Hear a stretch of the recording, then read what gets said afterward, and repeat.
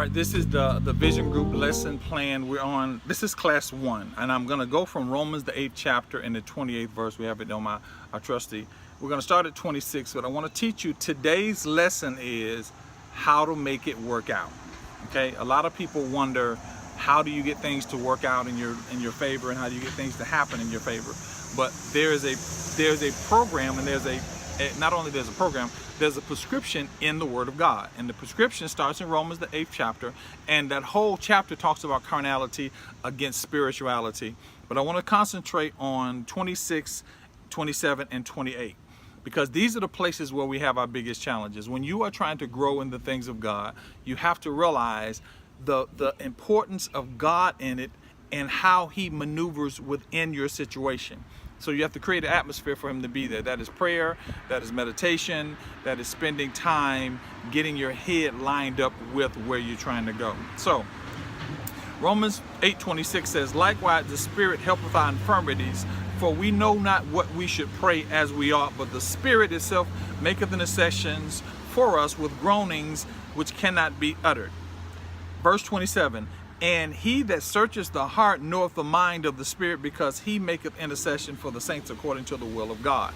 Verse 28, "And we know that all things work together for the good to them that love God, comma, to them who are the called according to His purpose."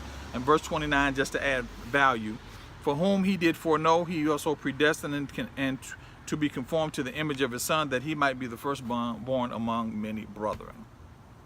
There are a couple things that this passage points out.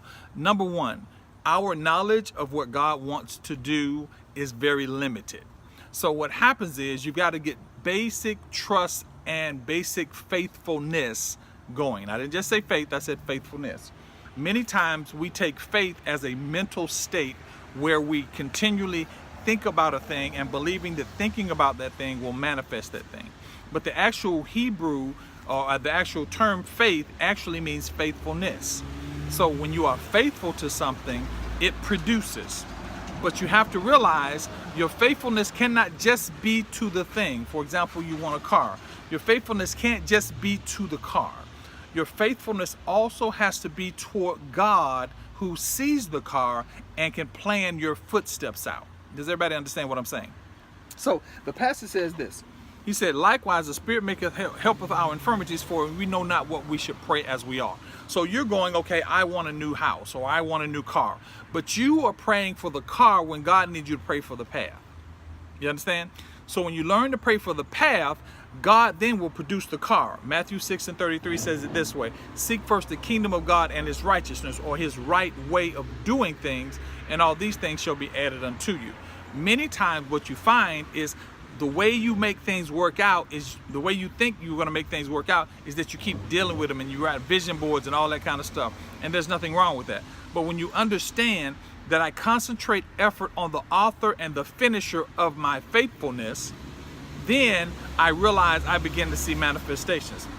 My wife and I have seen manifestations in every place. Every time she wants to travel, every time she wants to go anywhere, every time she wants God to do something or wants something to happen, we take time to spend it in prayer, meditation, and in communion. We commune together. So now, follow this now. It says, "For we don't know what we should pray, but the Spirit itself maketh intercessions with groans and moans that cannot be, with groans which cannot be uttered." So you have to realize that within inside of you is something that presses you toward your promise. Did you know that? Most people think that I'm praying and I'm paying my tithes, I'm doing my offerings, and I'm doing all these things. But what you have to realize is you have to pray toward the promise. And so when you understand that you pray toward the promise, you understand that the best way to get something done is to make sure you are submitted to the person that's the author and the finisher of that thing.